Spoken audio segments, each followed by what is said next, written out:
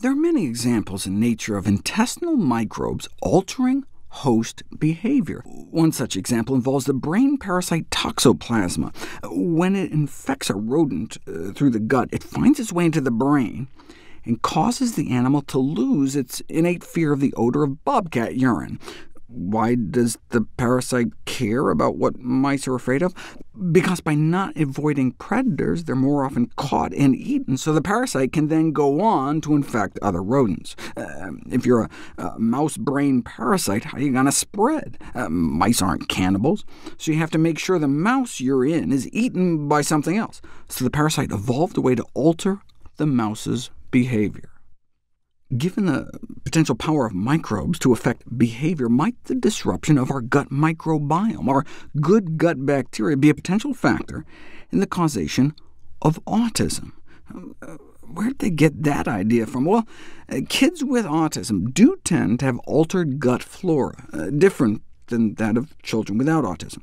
For example, significantly less Prevotella in autistic children, which, if you remember, characterize the healthy gut enterotype that you can foster the growth of yourself with a more plant-based diet. But which came first? Instead of the bad gut flora leading to autism, isn't it more likely that the autism led to the bad gut flora? Children with autism eat diets with significantly fewer servings of fruits and vegetables, often characterized by a lack of variety, an inadequate amount of fiber-containing foods, meaning whole plant foods in general, and an increased amount of added sugar. So, couldn't that explain the different gut flora right there? There are some perinatal risk factors for the development of autism, including premature birth, low birth weight, and delivery by cesarean section, particularly the C-section. What does that have to do with the microbiome? Well, there may be a protective value offered by the maternal vaginal microbiome that the infant misses out on when they instead come out through a surgical incision. But during a C-section, the mother is also sometimes placed under general anesthesia, and it's possible that the anesthetics could affect the baby's brain before he or she is disconnected from the maternal blood supply. To differentiate between the two scenarios, we need a study that compared autism risk between C-sections in which the mom just got an epidural or spinal block versus C-sections under general anesthesia. But there's never been such a study until now. This study examined the incidence of autism in infants delivered vaginally, by C-section with just regional anesthesia, and by C-section with general anesthesia. And only those delivered by C-section under general anesthesia had higher risk, not those in C-sections where mom just got like an epidural. So that would suggest the C-section connection is more of an anesthesia drug exposure thing than involving the lack of vaginal flora exposure. This wasn't an interventional trial, though, in which mothers were randomized into the various groups, just an observational study, so it's possible the increased autism risk has less to do with the anesthetic itself than the pregnancy complications that may have led to having to put the mother under. Either way, I'm not seeing the microbiome connection. They've tried probiotics for children with autism, and so far they don't seem to have helped much. Some families, in desperation, have tried fecal transplants, where they try to, beg the neighbor kid to donate. It's like what one fly said to the other, "Is this stool taken?" Not FDA approved, though, so families are forced to go on the brown market. It can all be traced back to this remarkable study published in the Journal of Child Neurology. Several parents of children with regressive onset autism, meaning the kids started out acting normally before the autism struck. It noted that it all seemed to start after their child had taken antibiotics. They had gotten chronic diarrhea. Autism isn't the only thing that can run in your genes, suggesting the antibiotics had mucked with their gut flora, and then came the loss of language, play, and social skills.